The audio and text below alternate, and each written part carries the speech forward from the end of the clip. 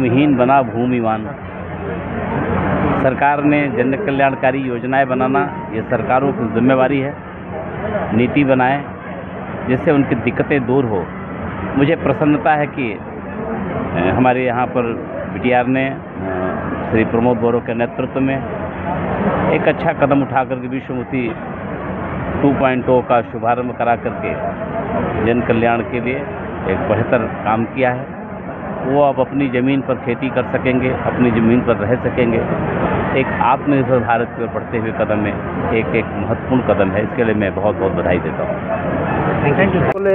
भूमिर अधिकार पोৱা নাছিলে, যিসকলে স্বাধীনতাৰ পিছতো বিভিন্ন দশকৰ পৰা দশক ধৰি নিজৰ য'ত বাস কৰা ভূমিখিনি নিজৰ নামত ৰেজিষ্টাৰ কৰিবলৈ দশকৰ পৰা দশক মণ্ডল অফিচবিলাকত ঘূৰি আছিলে। সেই সকলৰ সমস্যাবিলাক স্থায়ী সমাধান কৰাৰ কাৰণে আমি এই 4 বছৰত বহুতখিনি সংস্কাৰমূলক সিদ্ধান্ত ল'ব পাৰিছোঁ আৰু এই কামখিনি বড়োলেণ্ডত বেলেগ বেলেগ কাম কৰাৰ লগতে এইখিনি কাম কৰি আমি চৰকাৰ হিচাপে বহুত আনন্দিত। কাৰণ আগৰ চৰকাৰে 17 বছৰত প্ৰায় 1600 পৰিয়ালৰহে সমস্যা সমাধান কৰিছিল। এতিয়ালৈকে আমি প্ৰায় 3,23,000 পৰিয়ালৰ সমস্যা সমাধান কৰিলোঁ আৰু এই বৈশ্যমুঠি 2.0 ইয়াত বিভিন্ন 9টা ছাৰ্ভিচ আমাৰ ৰাইজে পাব আৰু ইয়াত উল্লেখনীয় বিষয়টো হৈছে যে প্ৰায় 27,000 যিটো ভূমিহীন পৰিয়াল PGR বিলাকত বসবাস কৰি আছে, এইসকলে 2.0 বৈশ্যমুঠিৰ দ্বাৰা তেখেতসকলে ভূমিৰ অধিকাৰ পাবলৈ গৈ আছে।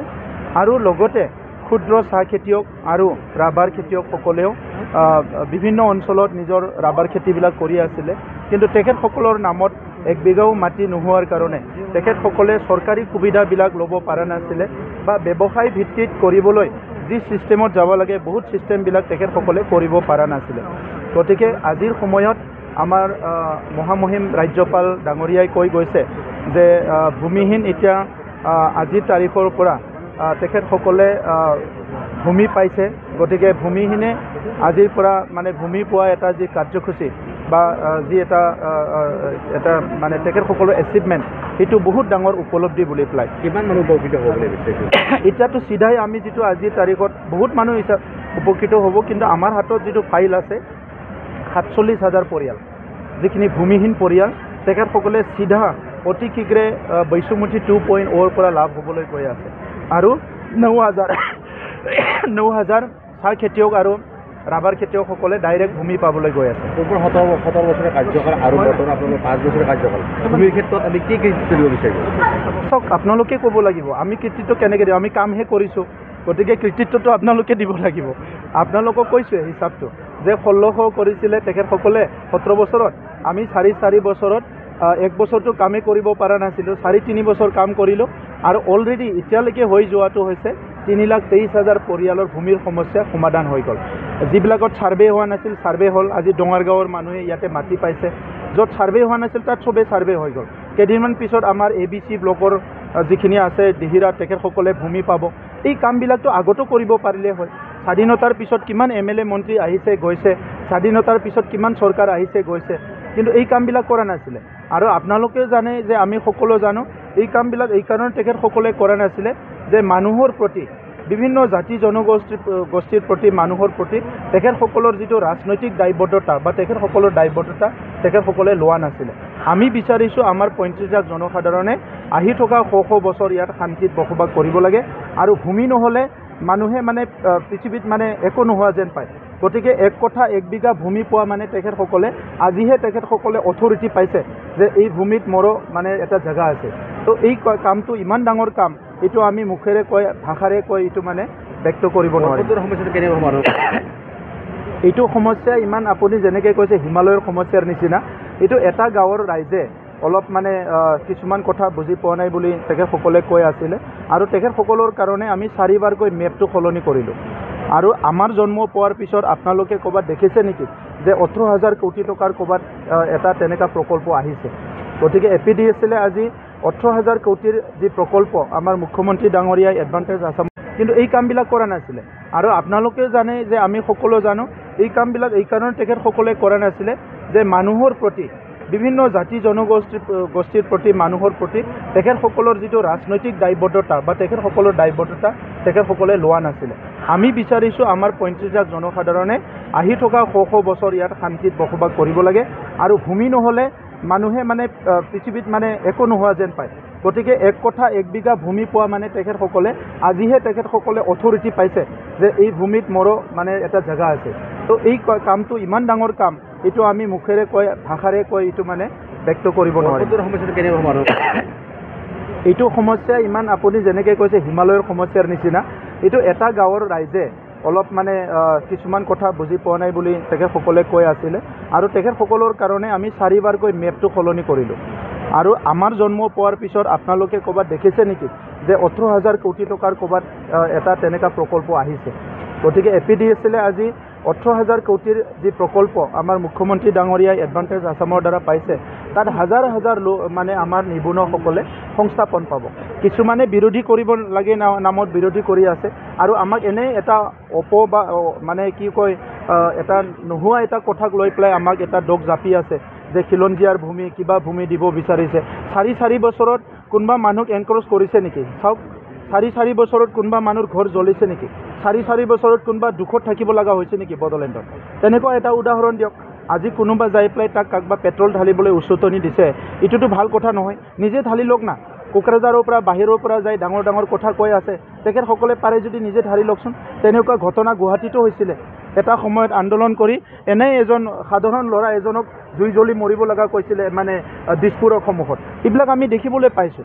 গতিকে 4 বাৰকৈ আমাৰ চৰকাৰে তেখেতসকলৰ যিটো ভূমি, এই ভূমিৰ মেপটো তেখেতসকলে বিচৰা নিচিনা সলনি কৰিছে। তাত কাৰো ভূমি নাই এতিয়া, এইটো চৰকাৰী ভূমি আৰু তেখেতসকলে কাম কৰি খোৱা খেতি কৰা এই ভূমিবিলাক বহুত দূৰলৈকে তেখেতসকলৰ ছাইডত ৰখা হৈছে। তাতকৈ আৰু 100 বিঘাতকৈ বেছি ভূমি ইফালে ৰাখি থোৱা হৈছে। গতিকে সেইটো তেখেতসকলে এটা ইছ্যু পাইছে কিছুমান মানুহে। সেইকাৰণে আপোনালোকে চাওকচোন 4 দিনত কোনে কোনে ষ্টেটমেণ্ট দি আছে, কোন কোন গৈছে তাতে। আপোনালোকে মই নাম ক'ব নালাগে, আপোনালোকেই জানে এই মানুহবিলাকক। প্ৰমোদ বড়ো এই অঞ্চলবিলাকত সদায় মটৰচাইকেল চলাই ডাঙৰ অহা মানুহ। গতিকে আজিৰ সময়ত যিসকলে ষড়যন্ত্ৰ কৰিছে এই মানুহবিলাকক আমি চাই আছোঁ। যোনে এইবিলাক মানে কথাবিলাক কৈ আছে চাই আছোঁ। চৰকাৰেতো চৰকাৰী তৰিকাত কৰে না। আমাৰ চাৰ্কল অফিচাৰ কথা পাতি আছে, SDO চিভিল কথা পাতি আছে, সকলো লাগি আছে, আমি লাগি আছোঁ ইয়াত। ময়ো তেখেতসকলৰ লগত 4 বাৰকৈ কথা পাতিলোঁ। 3 বাৰ 4 বাৰ তেখেতসকলৰ টীম আহি কথা পাতিছে। গতিকে মোৰ বিশ্বাস আছে লাহে লাহেকৈ তেখেতসকলে বুজি পাব। সমগ্ৰ পৰ্বতজোৰা অঞ্চলৰ ৰাইজে এই প্ৰকল্পটো বিচাৰে। কিছুমান ৰাজনীতিক মানুহবিলাকেহে ৰাজনীতি কৰিবলৈ চান্স নোপোৱাৰ কাৰণে এইবিলাক নাটক কৰি আছে। ৰাজনীতি কৰিলেতো চবতো আহিব। তেখেতে ইয়াত আহিব নোৱাৰে বুলি কি কথা আছে? চবেই আহিব। কিন্তু কথা হৈছে যে আগৰ কংগ্ৰেছৰ দিনখিনি যদি আপোনালোকে অলপমান ৰিলটো টানি চায়, 2008 কি হৈছিলে, 2012 কি হৈছিলে, আগৰ সময়ৰ পৰিৱেশবিলাক ৰিলবিলাক টানি চালে গম পাব। কিন্তু আজি মই এইবিলাক কথা নকওঁ। ৰাজনীতি কৰা চবৰো অধিকাৰ আছে। খালি চাব লাগে যে এটা জ্বলন্ত অৱস্থাৰ পৰা বড়োভূমি শান্তি হৈছে। ৰাজনীতি কৰাৰ নামত ইয়াত কোনো যাতে জুই জ্বলাবলৈ আকৌ নাহে, এইটোৱে মোৰ অনুৰোধ। মই বড়োলেণ্ডত জন্ম পোৱা, বড়োলেণ্ডত ডাঙৰ দীঘল হোৱা, আমি আজিৰ বয়সলৈকে তাত আৰ্মি, পুলিচ, CRPF বহুত দেখা পাইছোঁ, বহুত অপাৰেশ্যন দেখিছোঁ। আমাৰ স্কুলবিলাক মাহৰ পৰা মাহ ধৰি ক্লাছ হোৱা নাছিলে। আমাৰ বজাৰবিলাক বছৰৰ পৰা বছৰ ধৰি খোলা নাছিলে। আমাৰ মহিলাসকলে বাইদেউসকলে ৰাজপথলৈ ৰাস্তালৈ ওলাই আহিবলৈ এটা সময়ত ভয় কৰিছিলে। এই পৰিৱেশৰ পৰা আজিৰ পৰিৱেশ আহিছে। গতিকে ৰাজনীতি কৰাত কাকো বাধা নাই। কিন্তু আমাৰ বড়োলেণ্ডত আজি কোনো যাতে পুনৰ জুই জ্বলাবলৈ, জাতি জনগোষ্ঠীৰ মাজত ভেদাভেদ সৃষ্টি কৰিবলৈ, হিংসাৰ পৰিৱেশ ঘূৰাই আনিবলৈ কোনো চেষ্টা নকৰে, সেইটোৱে মোৰ অনুৰোধ। NDA সমৰ্থন ইউপিএল থকাৰ পাছতো বিজেপিয়ে BPFৰ সমৰ্থন মানে বিচাৰি আছে মনে মনে। তাত আপোনালোকে কিবা মনেতো মই কেনেকৈ ক'ম এতিয়া? মনেতো আপোনালোকেহে ক'ব লাগিব। মই ওপৰে হাল্লা কৰি যিটো কৰে এইটো গম পাওঁ, কিন্তু মনেতো গম নাপাওঁ মই। আপোনালোকে অলপ খবৰ লৈ পেলাই কম। হ'ব পাৰে একে পৃথিৱীত আছে আৰু মানে মানুহক লগ পোৱাটো কি ডাঙৰ কথা? আপুনিও কাৰোবা শত্ৰুক বজাৰত লগ পায়, চাহ দোকানত লগ পায়, মিত্ৰকো লগ পায়। গতিকে এছেম্বলিত গ'লে লগ পাব, পাৰ্লিয়ামেণ্টত গ'লে লগ পাব, ৰাস্তাত গ'লে লগ পাব। এইবিলাক লৈ ইমান ক্ৰিটিকেল কৰিব নালাগে। এতিয়া কথা হৈছে আজি আমি মাটিৰ অধিকাৰ মেক্সিমাম লেভেলত দিবলৈ সক্ষম হৈছোঁ। প্ৰত্যাহ্বান মই আগতো চাওক, কোনো দলক প্ৰত্যাহ্বান নলওঁ, সমস্যাটোহে প্ৰত্যাহ্বান। দলবিলাকতো ৰাজনীতি কৰিবই।